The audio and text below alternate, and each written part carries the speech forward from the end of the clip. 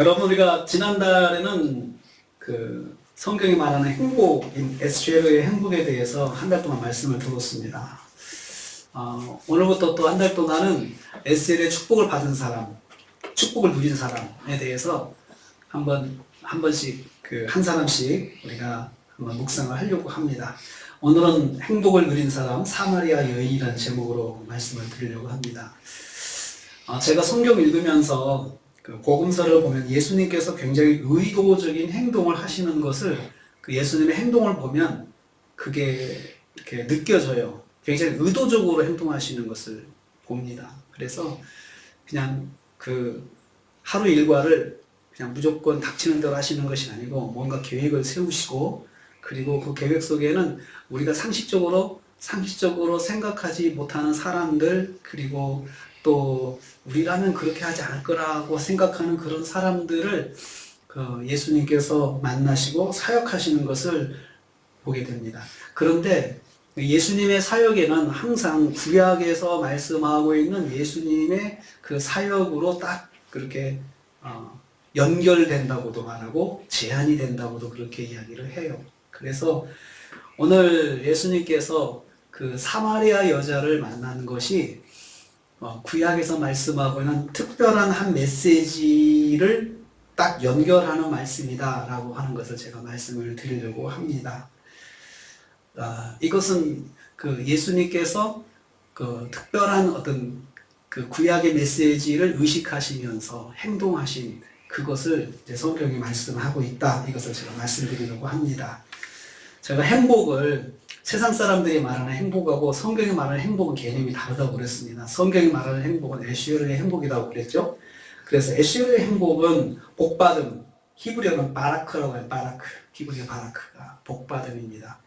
그래서 아브라함에게 내가 너에게 복을 내리고 할 때 동사가 바라크라고 했습니다. 거기서 이 복받음과 행복감을 히브리어로 심하라고 했습니다. 해피니스, 영어로는 번역하고 심한데 이 두 가지가 합쳐진 것이 에쉐르라고 그랬습니다. 그러니까 우리가 말하는 것은 보통 우리는 행복감을 또 행복이라고 이야기하거든. 나 지금 행복해. 맛있는 것을 먹어서 지금 행복해. 내가 시험 점수를 잘 맞아서 지금 행복해. 또 내가 어떤 일을 그냥 했더니 너무 행복해. 이렇게 하는데 그때는 행복감을 말하거든요. 행복감. 근데 그 행복감만을 세상에서는 그렇게 우리가 행복이라고 보통 이야기를 합니다. 주어진 환경에 의한 느낌을 말하는 거죠. 근데 성경에서는 바라크와 심하가 합쳐진 건데, 바라크는 자신보다 높고 능력 있는 분으로부터 한량없는 은혜를 받은 상태. 내가 한 것 없는데 저분이 나한테 그냥 베풀어 줬어요. 그냥 막 베풀어 준 거예요.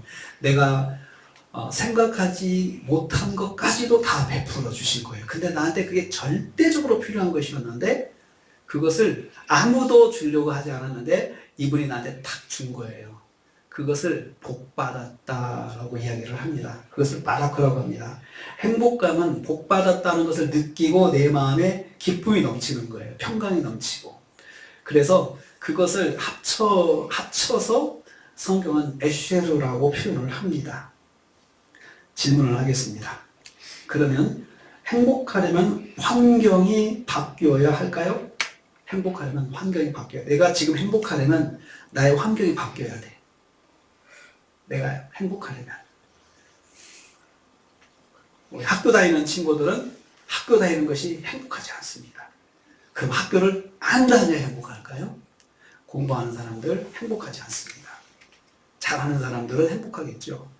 점수가 잘 나오니까. 그렇지만 그렇지 못한 사람은 행복하지 않다고 이야기를 합니다. 행복하려면 환경이 바뀌어야 할까요? 우리 사마리아 여자가 그 답을 줄 것입니다. 복받음과 행복감에는, 이 에쉐르의 행복에는 순서가 있습니다. 순서를 만족해야 진짜 행복한 거예요. 진정한 행복은 먼저 바라크, 복받음의 은혜가 먼저 있어야 합니다. 복받음의 행복은 다른 말로 절대적으로 주어지는 하나님의 은혜다라고 성경을 통해서 그렇게 다시 표현할 수가 있습니다. 절대적으로 주어진다. 절대적으로는 그냥 내가 바라지 않아도 그냥 주어지는 거예요. 그게 절대적인 은혜죠. 절대적인 은혜. 내가 기대한 것도 아닌데 근데 정말 나한테 꼭 필요한데 내가 모르고 있었어요. 근데 그것이 나한테 훅 주어진 거예요. 훅 들어와 주어진 거죠. 이것을 절대적인 하나님의 은혜다 이야기죠. 복받음의 은혜 없는 행복은 진정한 행복이 아닙니다. 성경이 말하는 것은 그렇습니다.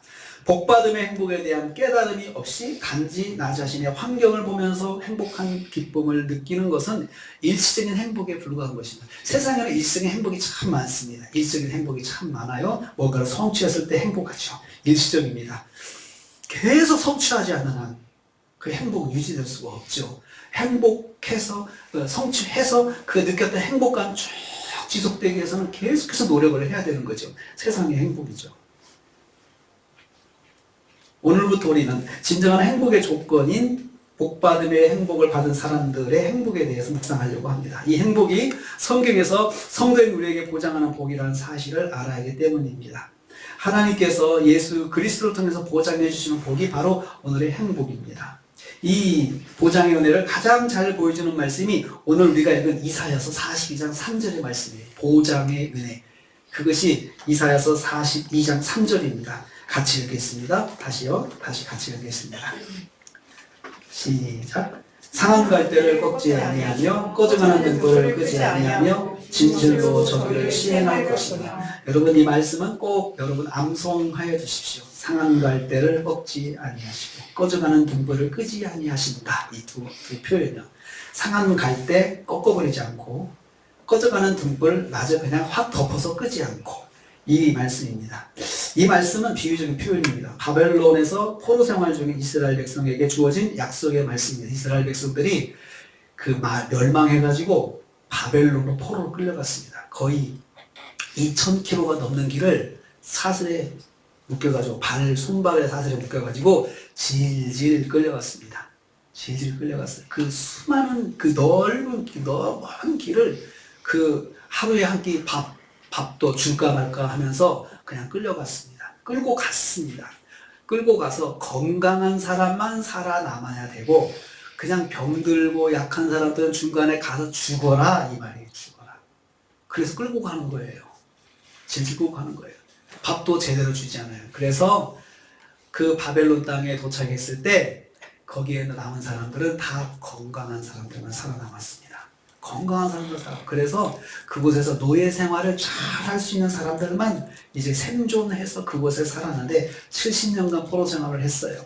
포로 생활을 하면서 매일같이 그냥 그들이 이 유대 땅에서는 다 상류층의 사람들이었어요. 상류층의 사람들이었는데 그 사람들이 바벨론에 끌려가서는 바벨론의 귀족들의 노예가 됐습니다.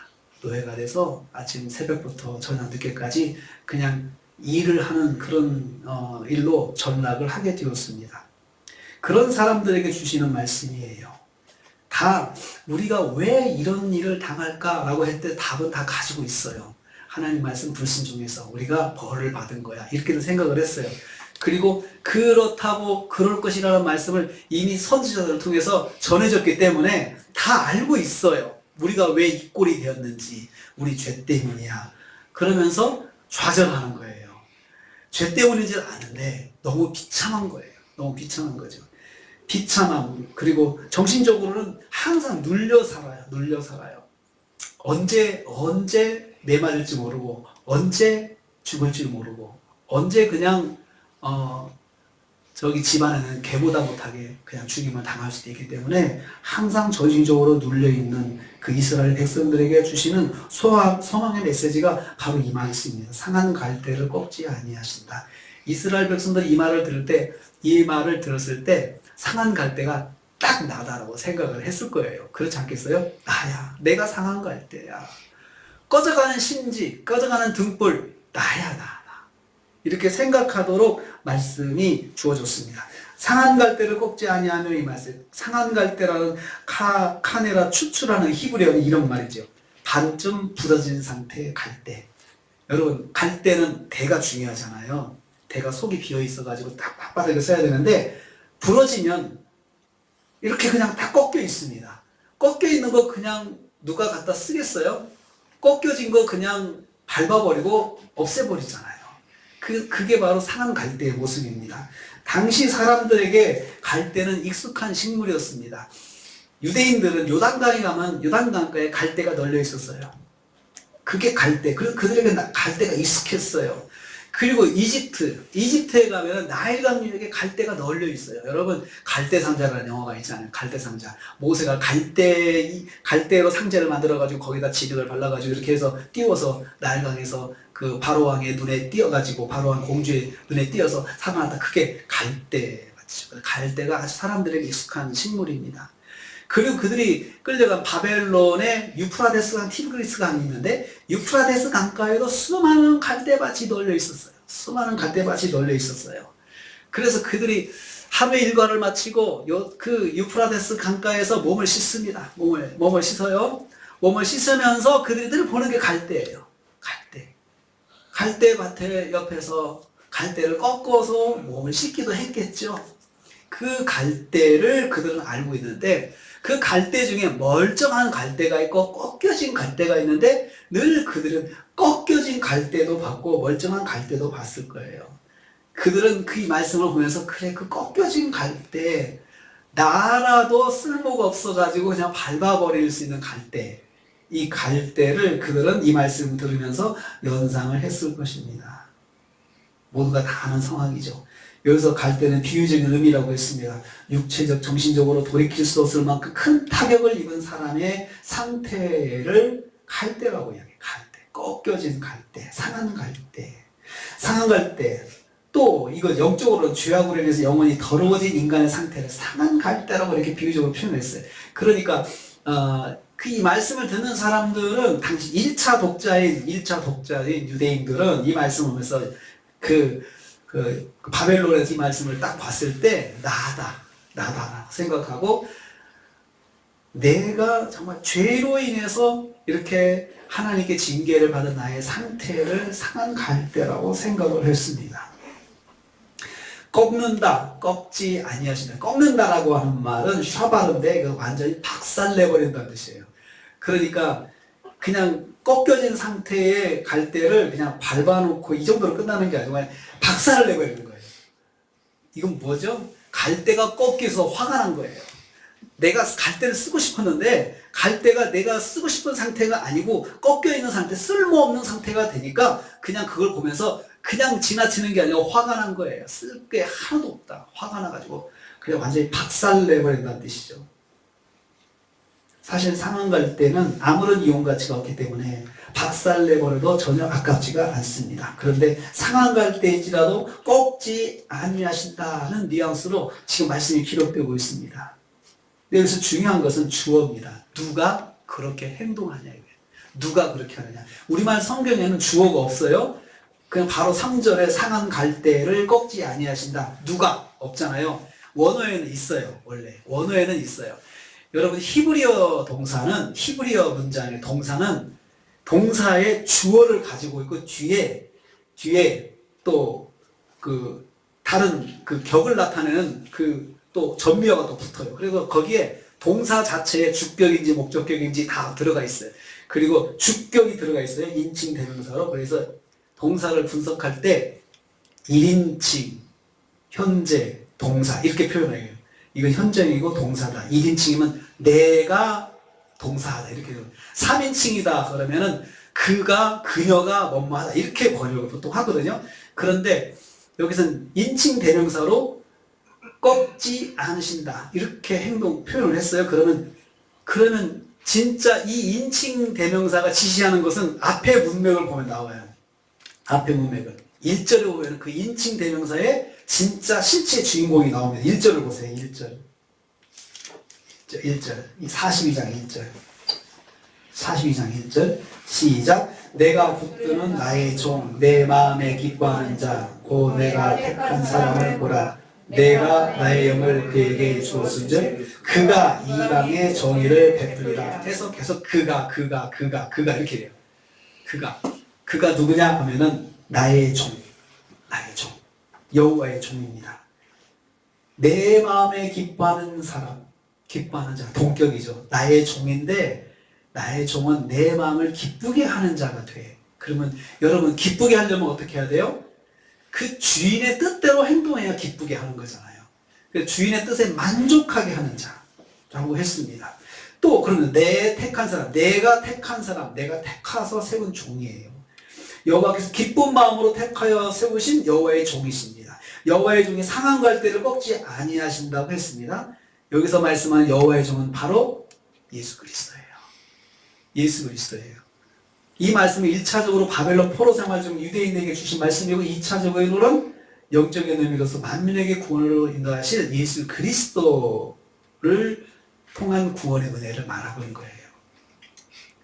그래서 예수님께서 세례요한에게 세례를 받으실 때 이 말씀이 딱 연결되어 나타납니다. 마태복음 보세요. 이제 마태복음.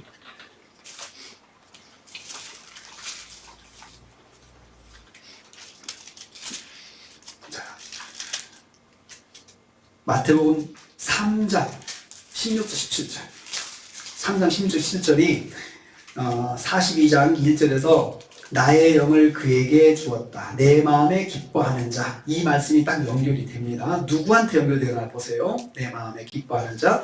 자, 16절, 17절 같이 읽습니다. 시작. 예수께서 세례를 받으시고 곧 물에서 올라오실새 하늘이 열리고 하나님의 성령이 비둘기같이 내려 자기 위에 임하심을 보더니 하늘로부터 소리가 있어 말씀하시되 이는 내 사랑하는 아들이요 내 기뻐하는 자시니라. 자, 여러분 16절에 성령이 비둘기같이 임하였다. 누구한테? 예수님한테 임하였다.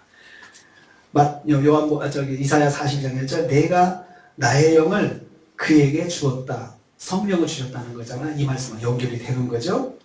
그리고 하늘로부터 소리가 났다. 내 사랑하는 아들이요 내 기뻐하는 자라. 42장 1절 내 마음에 기뻐하는 자. 이렇게 연결이 돼서 이것을 예수님과 연결하는 말씀, 예수님의 사역과 연결하는 말씀이다. 나의 종은 바로 예수님이에요. 예수님. 1차적으로 예수님이에요. 예수님께서 세례받으시는 장면은 그에 연결되는 말씀입니다. 내가 나의 영을 그에게 주었다. 이 말씀은 성령이 비둘기같이 내려 임하였다는 말씀으로 연결되었고요. 또 내 마음에 기뻐하는 자라는 말씀은 내 사랑하는 아들, 내 기뻐하는 자라는 말씀으로 연결이 되어 있습니다. 여러분 성경은 이렇게 창세기부터 계시록까지 통시적인 연결성이 있고 통시적인 연결성 이렇게 쭉 연결이 되는 통시적인 연결성이 있고 또 하나는 동시적인 연결성이 있어요. 성경 안에서 마태복음끼리 연결이 신약과 연결되는 연결성이 있어요. 그래서 성경은 통시적인 연결성을 봐야 되고 두 번째로 동시적인 연결성을 봐야 돼요. 두 가지 연결성. 그것을 그 성경을 해석하는 그 방식에 대해서 교단마다 약간씩 다르게 있는데 우리 교단은 우리 장로교는 통시적인 연결 예수님이 창세기 3장 15절에서 말씀한 예수님이 바로 그 신약의 말씀 예수님이다. 여자의 후손 이렇게 이걸 통시적으로 보는 거죠. 창세기를 마태복음까지 연결하는 통시적인 연결점이죠. 이렇게 보는 관점하고 그 다음에 또 마태복음, 마가, 누가, 요한복음만 이렇게 연결되는 동시적인 시대적인 같은 시대끼리만 해석하는 그 연결점으로 성경을 해석하는 것이 있습니다. 우리는 동시와 통시를 같이 봅니다. 통시와.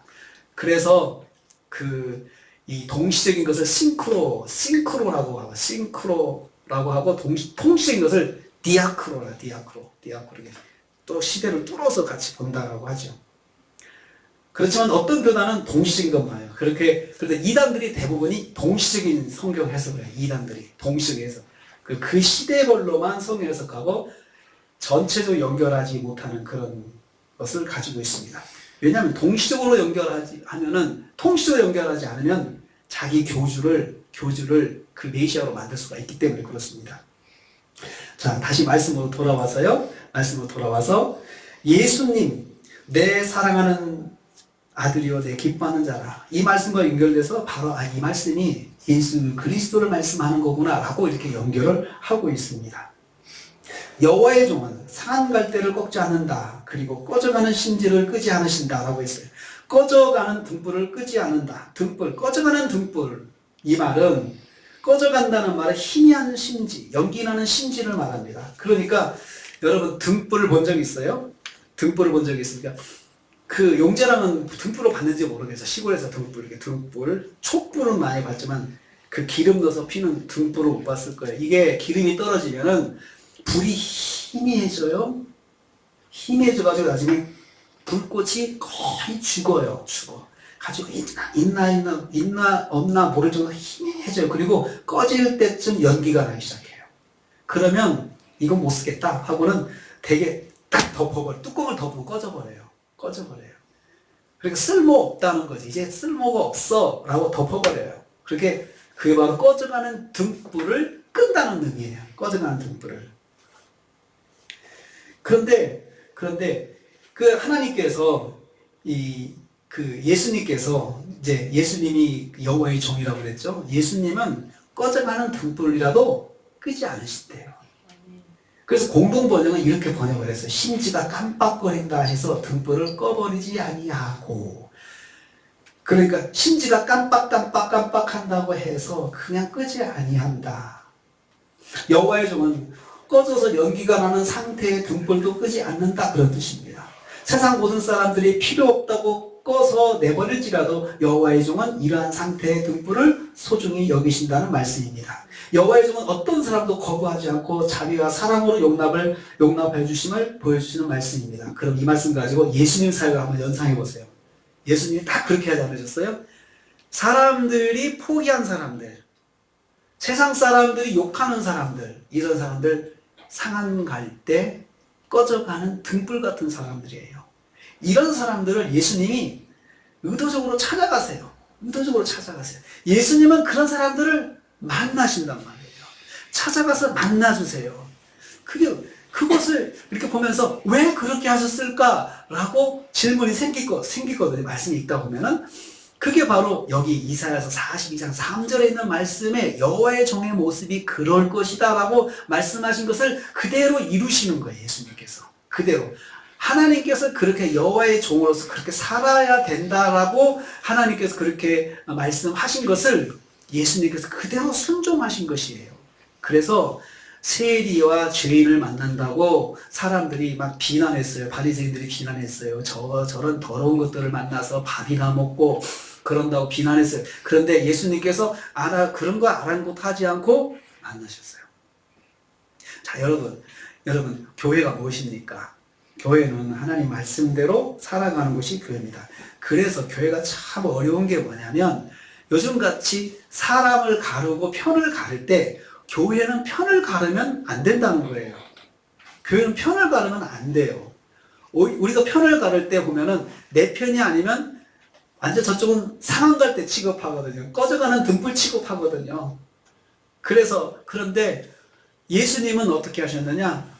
그 편을 가르지 않고 다 만나셨어요. 어느 쪽이든 상한 갈대를 찾아가시고 꺼져가는 등불 같은 사람들을 찾아가셨어요.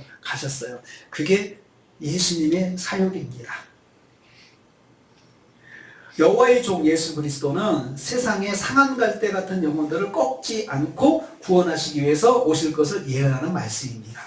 동시에 여호와의 종인 예수 그리스도는 소망이 없는 영혼들에게 생명의 빛을 가져다 주시는 분임을 예언하는 말씀입니다. 이 말씀이 예수님의 사역 속에서 그대로 적용되어 나타납니다. 그것이 바로 요한복음 4장이에요. 오늘 보려고 한 요한복음 4장이에요. 4장 3절에서 7절부터 먼저 읽겠습니다. 꺼져가는 등불을 끄지 아니하시는 예수님, 상한 갈대를 꺾지 아니하시는 예수님. 우리는 이 말씀에서 상한 갈대 같은 한 여자를 만나게 될 것입니다. 그리고 꺼져가는 등불 같은 한 여자를 만나게 됩니다. 3절부터 7절을 같이 읽습니다. 시작. 유대로 떠나서 다시 갈릴리로 가실새 사마리아를 통과하여야 하겠는지라. 사마리아에 있는 수가라는 동네에 이르시니 야곱이 그 아들 요셉에게 준 땅이 가깝고 거기 또 야곱의 우물이 있더라. 예수께서 길을 가시다가 피곤하여 우물 옆에 그대로 앉으시니 때가 6시쯤 되었더라. 사마리아 여자 한 사람이 물을 길러 왔으되 예수께서 물을 좀 달라 하시니. 자, 4절에서 예수님께서 사마리아를 통과하여야 하겠는지라 이렇게 표현했는데요. 여기에 예수님께서 이 말씀은 의도적으로 사마리아를 들어가신 거라는 거예요. 사마리아를 들어가신 거죠. 대개 유대 사람들이 사마리아 지역은 이스라엘의 북쪽이에요. 북쪽. 그러니까 남쪽이 유다고 북쪽이 이스라엘인데 이스라엘이 멸망하고 그 지역을 이름을 사마리아로 이름을 바꿨어요. 사마리아가 중심지였기 때문에. 그리고 사마리아 사람들은 아수르가 주전 722년에 이스라엘을 정복했어요. 아수르가. 그러면서 아수르의 그 식민지 정책이, 정복 정책이 그 땅에 있는 사람 다 소개시키는 거예요. 그리고 또 하나는 남아있는 사람들을 혼혈화시키는 거예요. 혼혈화. 그래서 이방 사람들, 자기가 정복한 다른 나라 사람들을 거기다 이주시키고 그쪽에 있는 그 정착민들의 절반을 또 이주시켜요. 그리고 절반을 데리고 와가지고 그냥 혼합시켜버려요. 이주 정책이 그랬어요. 그래서 순수 유대인이 없어지게 된 거예요. 유대인이. 그쪽 북쪽은. 그래서 남쪽에 있는 유대인들은 주전 588년에 그때 바벨론한테 멸망돼요. 바벨론은 그런 정책을 쓰지 않았어요. 그냥 놔두고 그 다음에 그 지도층들을 다 데리고 갔어요. 끌고 갔어요. 지도층들을 바벨론으로 다 끌고 가고 남아있는 사람들은 아무 영향력이 없는 사람들을 거기 땅을 지키게 만들었어요. 그래서 끌려간 사람도 순수 유대인의 혈통을 가지고 있었고 남아있는 사람들도 유대인 혈통을 그대로 지키고 있었던 것입니다. 그래서 그 남아있는 유대인들이 예수님 당시에 있었던 사람들이에요. 근데 예수님께서 있을 당시에 북쪽 사마리아인들을 사람들이 상종을 안 했습니다. 같은 동포인데도. 왜 상종 안 했냐? 유대인이 아니라는 거예요. 왜? 이방인의 피가 섞였으니까. 그래서 어떤 행동을 했냐면은 갈릴리로 가려면 북쪽으로 가야 되는데 그쪽에도 유대인들이 살거든요. 근데 갈릴리로 가려면 그냥 북쪽으로 고속도로 올라가면 돼요. 고속도로가 있었어요. 그 길이. 근데 좀 높지만 쭉 올라가면 직선으로 올라가면 되는데 그렇게 안 갔어요. 그 길을 피하기 위해서 남쪽으로 동쪽으로 내려가서 요단강가를 타고 쭉 올라갔어요. 이렇게 니근지역으로 올라갔어요. 이렇게. 그리고 또 하나는 해변으로 해가지고 또 밖으로 해서 이렇게 올라갔어요. 먼 길인데도 왜 그렇게 갔느냐? 사마리아에 엮이지 않으려고. 지나가는 것만 해도 더러워진다 생각을 했어요. 그 땅을. 근데 동포예요. 그럼 거기 사는 사람들은 어땠겠어요? 저 유대인들은 우리를 무시한다. 우리를 멸시한다. 이렇게 살았던 거예요. 그런데 그 사마리아 사람 중에서도 이 여자는 더 상종하기 어려운 여자예요. 유대인들 입장에서 보면은 그냥 평범한 사마리아인이 아니고 이 사람은 사마리아인 중에서도 남편이 5 있고 그 다음에 한 남편이 또 있는 진짜 더러운 삶을 사는 여자예요. 그냥 유대인이 볼 때 상종하기 더 어려운 사람이 바로 이 여자인 것이에요. 근데 예수님께서 의도적으로 이 여자를 만나기 위해서 거기를 들어가셨다는 말이 4절에 말씀이에요. 그리고 야곱의 우물가에 도착했는데 시간적으로 제9시다. 제9시는 유대인들에게 제9시는 오늘날로 우리가 말하면 12시예요. 12시. 사막의 12시, 그 팔레스타인의 12시는 해가 제일 높이 떠가지고 제일 뜨거운 때예요. 그 시간은 사람들이 활동하지 않는 시간이에요. 그 우물가에 물을 길러 나온 사람은 한 사람도 없어요. 다 서늘할 때 아침 일찍 해지고 나서 물을 길러 나오지 그 낮 12시에는 사람이 나오지 않아요. 근데 이 사람은 그때 물을 길러 나왔습니다. 이상하게도 그랬어요. 사연이 있는 거예요. 알고 보니 그런 사람이었습니다. 여자가 우물가에 가서 깜짝 놀랐습니다. 사람이 없어야 되는데 사람이 있는 거예요. 그것도 유대 남자가 있는 거예요. 깜짝 놀랐습니다. 하지만 예수님은 바로 이 사람을 만나서 오신 것이었습니다. 그런데 이 사람은 어떤 사람이냐? 16절과 19절 보겠습니다. 16, 19절 시작. 이르되 가서 내 남편을 불러오라. 여자가 대답하여 이르되 나는 남편이 없나이다. 예수께서 이르시되 내가 남편이 없다는 말이 옳도다. 너에게 남편 5이 있었고 지금 있는 자도 내 남편이 아니니 내 말이 참되도다. 여자가 이르되 주여 내가 보니 선지자로소이다. 자, 남편이 없는 듯 5이나 있는 여자. 이 여자가 왜 없다고 했을까요? 자기 마음에 두는 남자가 없다는 거예요. 창렬한 뜻입니다.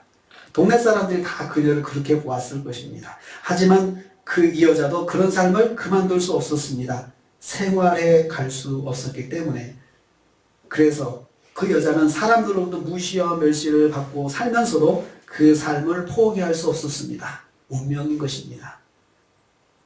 그렇지만 실제는 어떻게 했어요? 감옥 같은 삶을 살았을 것입니다. 동네 사람들이 다 욕해줘. 만나기 싫죠. 만나면 다 손가락질해요. 다 뒤에서 욕해요. 그러니 물 길러 가는 것도 사람이 없는 시간을 찾아야 했는데 12시예요. 아무도 상대해주지 않기 때문에 그녀는 12시에 물을 길러 나갈 수밖에 없었습니다. 상한갈대 같은 사람입니다. 상한갈대 같은 사람. 모두가 무시하고 밟고 있는 사람입니다. 꺼져가는 등불 같은 사람입니다. 모두가 버려도 되는 사람입니다. 세상에 소망이 없는 사람입니다.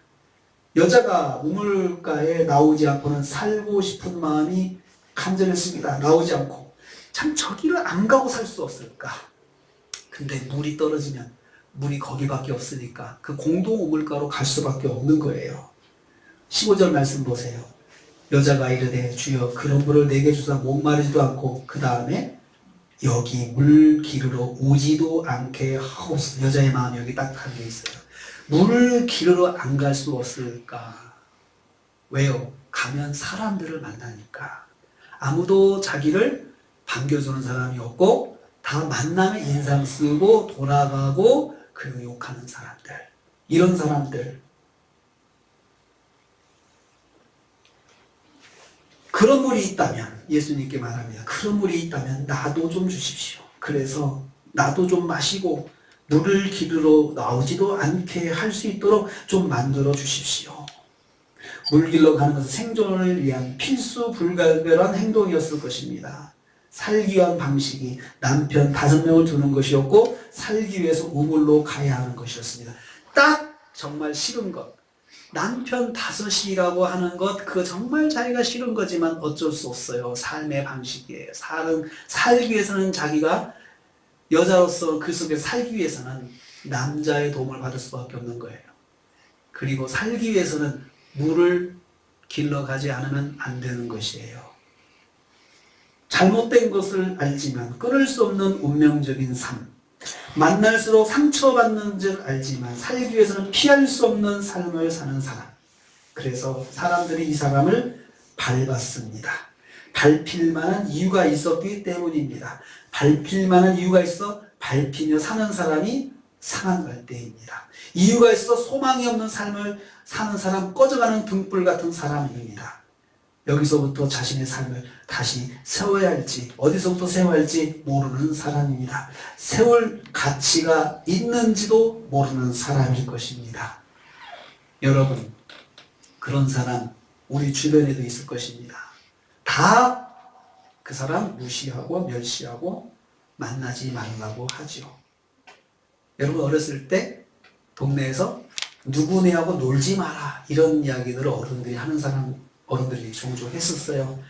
야 누구네하고는 놀지 마. 다 그렇게 동네에서 그래. 다 누구하고 놀지 마. 누구하고 놀지 마. 그래서 왜 그러냐면 전에 아버지가 뭐 어떤 사람이고 쟤네 어머니가 어떤 사람이고 그러니까 걔하고 놀지 마. 이런 이야기를 이렇게 동네에서 했었습니다. 종종. 그래서 보면 그 친구는 항상 외톨이고 항상 그냥 혼자 돌 던지고 놀고 이런 친구가 하나 있었습니다. 참 그런데 정말 그 친구가 왜 그러는지 이유가 알 수 없어. 우리는 왜 그 친구가 놀지 말아야 되는지 어머니 아버지가 어른들이 하는 말은 알겠는데 왜 그 친구하고는 놀지 말아야 되는지 그게 이해가 되지 않았던 때가 있었습니다. 그래서 그런데 그 친구하고 놀았습니다. 그 친구를 찾아갔습니다. 같이 놀고 또 우리 집도 데리고 오고 같이 뭐 노는 게 별거 없습니다. 딱지치기 같이 하고 구슬치기 같이 하고 그런 거밖에 없었습니다. 근데 그 친구가 굉장히 나중에 만났는데 그 시절을 굉장히 고맙게 생각하더라고요. 그런 것들을 종종 우리 사회 속에서 그런 사람들에 대한 이야기를 듣고 우리도 그 사람들을 이렇게 왕따시켜야 된다고 그런 주문을 받을 때가 있습니다. 이럴 때 우리 크리스찬들은 어떻게 해야 될까요? 꺼져가는 등불 같은 사람, 상한 갈대 같은 사람. 근데 이유가 있어요. 다 비난받을 만한 이유가 있어서 그래야 된다고 생각해요. 그러면 어떻게 해야 될까요? 우리도 같이 같이 그 사람을 상대하지 말고 미워하지 않아야 될까요? 미워해야 될까요? 성경은 오늘 거기에 대해서 우리한테 말씀하고 있습니다. 그런 사람을 예수님께서 의도를 가지고 찾아가셨다는 것이 우리에게 주시는 답이에요. 이것이 이사야에서 예언한 여호와의 종의 사역이었습니다. 유대를 떠나서 다시 갈릴리로 가서 사마리아를 통과하여야 하겠는지라는 말씀에서 우리가 깨달았습니다. 주님의 위대한 계획 속에 이 여자와의 만남이 있었던 것입니다. 예수님은 여자에게 자신이 메시아이심을 밝히셨습니다. 모두가 밟아 무시하던 사람, 소망이 없던 사람에게 찾아가 주셔서 만나 주셨습니다. 그리고 복음 메시지를 내가 메시아다라고 이 여자에게 그 동네 사람, 수많은 동네 사람들 중에서 딱 이 여자에게 먼저 말씀하셨어요. 딱 이 여자에게. 그 여자가 들어서 무슨 가치가 있다고 그런 말씀하셨을까요? 정말 이 안에 말하려면 촌장을 찾아가서 내가 메시아다라고 이야기하시는 게 더 좋지 않겠습니까? 예수님께서 더 대접받는 행동이지 않겠어요? 촌장에게 찾아가셔가지고 기적을 한번 베풀어 주시고, 그리고는 내가 메시아다, 그 선지자다라고 말씀하시는 촌장이 얼마나 대접을 잘했을까요? 촌장이 얼마나 그 자기가 갖는 그 힘을 가지고, 파워를 가지고 예수님을 왕같이 대접했을까요? 그런데 예수님은 그러지 않았습니다. 상한 갈대 같은 사람, 꺼져가는 등불 같은 그 여자를 찾아가셔서 그 여자에게 내가 메시아다라고 이야기를 하셨어요. 아무 가치가 없는 사람, 들어도 아무 영향력을 끼칠 수 없는 사람, 주님은 그거 상관하지 않으시고 말씀하신 거예요.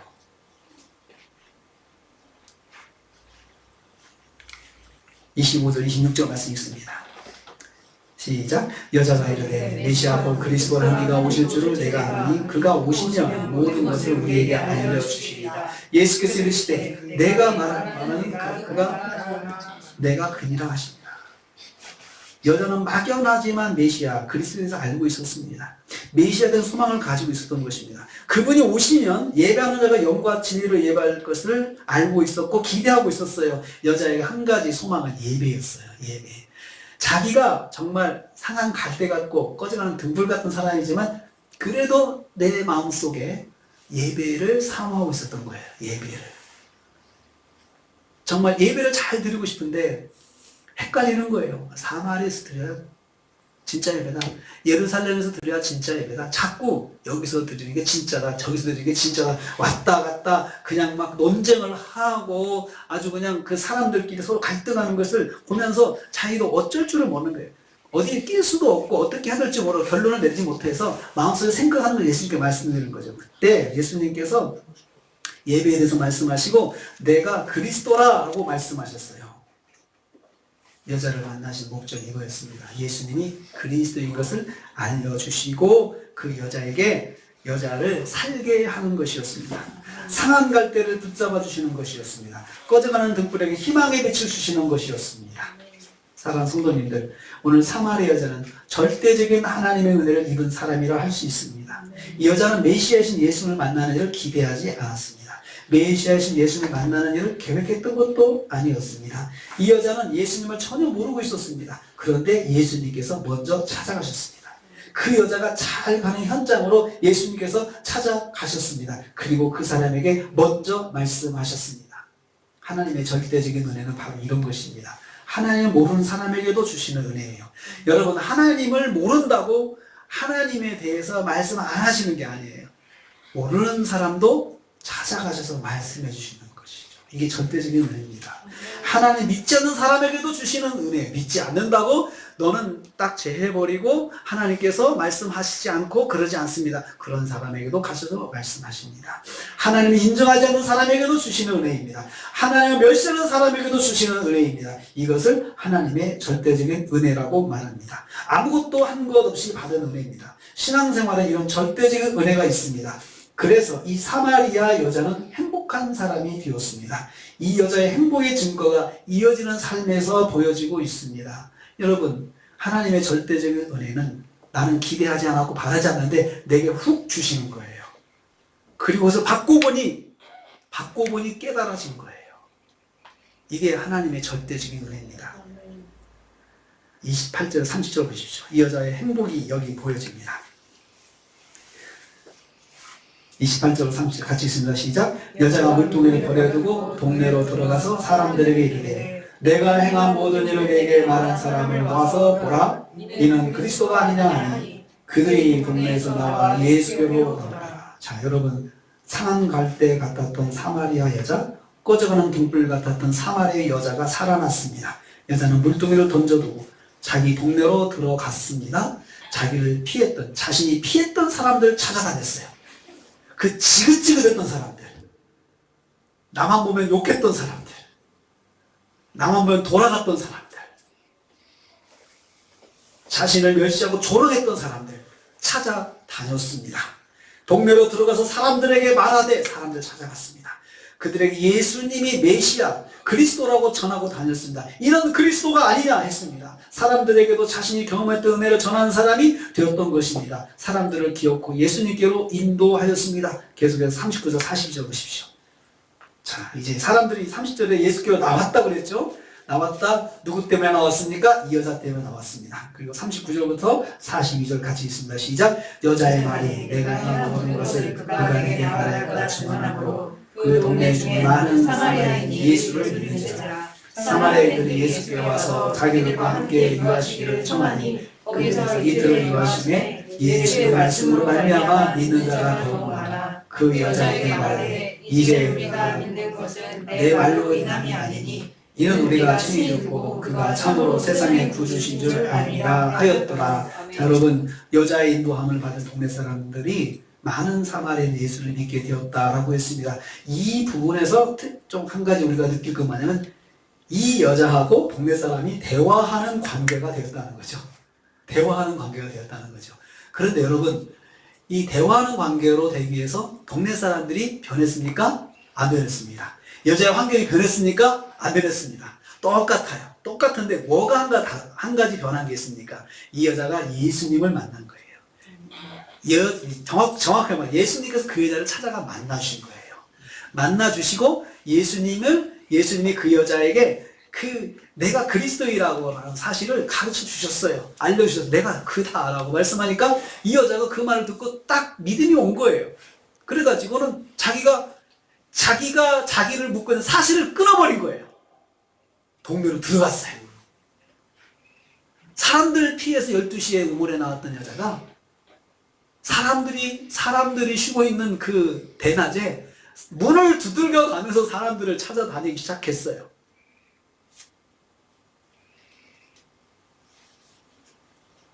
동네 사람들이 그 말을 듣고 이틀 동안 예수님을 초청해서 특별 말씀을 듣는 시간을 가진 거예요.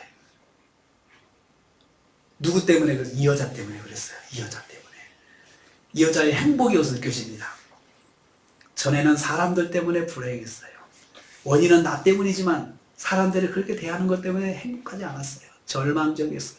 상한 갈대 같은 사람이었어요.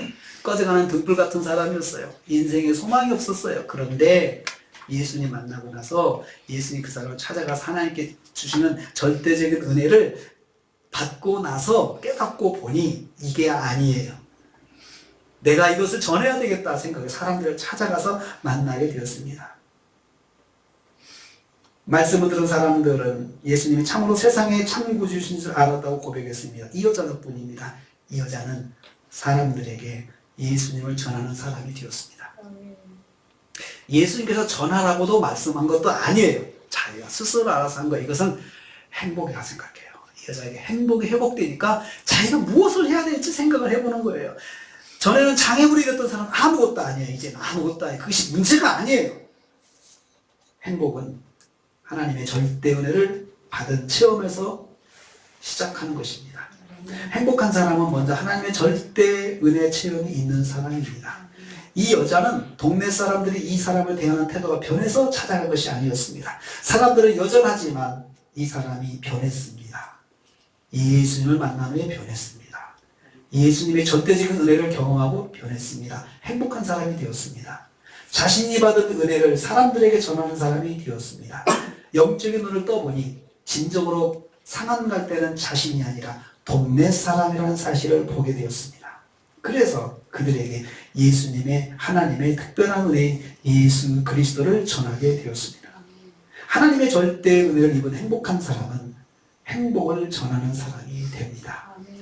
오늘의 말씀이 적용입니다. 전하는 사람이 된다는 거죠. 진정으로 행복을 체험한 사람은 그 행복을 전하는 사람이 된다. 행복으로 선한 영향력을 끼치는 사람이 됩니다. 주변이 행복해서 행복한 것은 진정한 행복이 아닙니다. 환경이 변해서 행복한 것은 진정한 행복이 아닙니다. 진정한 행복은 하나님의 절대적인 은혜를 받고 깨닫는 것입니다.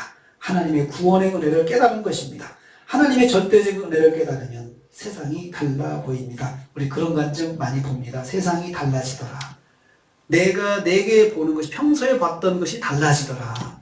나무가 어찌 그렇게 아름다운지 하나님의 은혜를 깨닫고 나니까 불쌍한 영혼들이 보이기 시작합니다. 그들에게 나의 행복을 나누어주는 사람이 됩니다. 이사야서 한번 다시 읽겠습니다. 42장 3절 다시 오늘의 주제 말씀. 이 말씀을 2월 한 달 동안 계속 주제로 다루고 이거 암송할 것입니다. 같이요. 시작. 상한 갈대를 꺾지 아니하며 꺼져가는 눈물을 끄지 아니하고 진실로 정의를 실행할 것이며. 누가 이런 은혜를 베푼다고 했죠? 주가 뭐라고 했죠? 여호와의 종 예수 그리스도께서 이런 절대 은혜를 베푸십니다. 그러므로 여호와의 종 예수 그리스도의 은혜를 입은 성도들은 예수님처럼 행동해야 합니다. 사람들이 다 무시하는 상한 갈대 같은 심령을 우리는 무시하지 말아야 합니다. 사람들이 다 포기하는 꺼져가는 등불 같은 심령을 우리는 포기하지 말아야 합니다. 예수님처럼 그들을 찾아가야 하고 그들과 함께 해야 합니다. 진정으로 행복한 사람은 나의 행복으로만 머물게 하지 않습니다. 나의 행복을 다른 사람에게도 나눠주는 사람이 됩니다. 이 사마리아 여인처럼 말입니다. 사랑하는 성도님들, 우리는 교회입니다. 주님을 믿는 성도들이 모는 교회입니다. 우리는 교회답게 살아갑시다. 우리는 교회답게 살아갑시다. 세상 사람들이 다 그렇게 해도 우리는 상한 갈대 같은 심령을 꺾지 맙시다. 우리는 꺼져가는 등불 같은 심령을 끄지 맙시다. 그래서 우리가 먼저 주님 앞에서 상한 갈대였다는 사실을 알아야 합니다. 나도 주님 앞에서 꺼져가는 등불 같은 사람이었다는 것을 알아야 합니다. 그런 은혜를 입었기에 나도 또 주님처럼 상한 갈대 같은 사람을 꺾지 않고 또 꺼져가는 등불 같은 심정을 끄지 않고 살아갈 수 있었으면 좋겠습니다. 저와 여러분이 먼저 상한 갈대였다는 사실을 기억하십시오. 꺼져가는 등불 같은 심정이었다는 것을 기억하십시오. 기도하겠습니다. 우리 먼저 오늘은 이제 기도 방법을 바꾸겠습니다. 오늘은 말씀을 듣고 한번 말씀을 적용하는 기도를 했으면 좋겠습니다. 내게 주신 은혜가 무엇인지 생각해 봅시다. 내가 받은 은혜를 생각해 봅시다. 절대적인 은혜. 주님, 제가 상한 갈대였지 않습니까? 제가 꺼져가는 등불 같은 사람이었지 않았습니까? 그래도 상한 갈대 꺾지 않고 꺼져가는 등불을 끄지 않는다고 하셔서 제가 주님의 은혜를 입었습니다.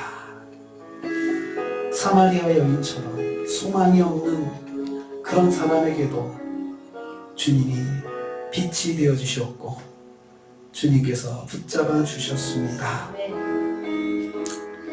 먼저 내가 은혜 받은 것을 생각해보고 그리고 은혜 받은 행복을 나누는 한 주간을 살게 하옵소서. 이 사마리아인처럼 나도 나누는 사람이 되게 해주시옵소서.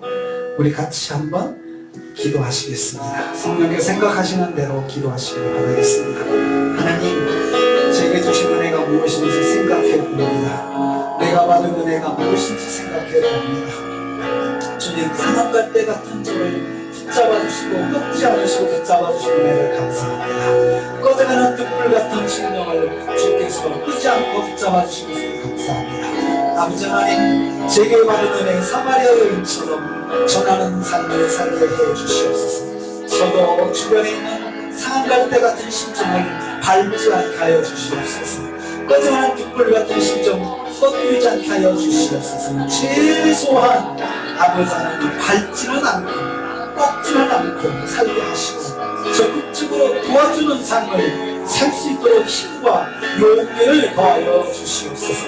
한 주간만 살면서 주변에 있는 바로 그런 신경들 하나님 무시하지 않게 하시고 아버지 하나님 어떻게 하든 도움을 줄 수 있도록 저희의 마음을 인도하여 주시옵소서.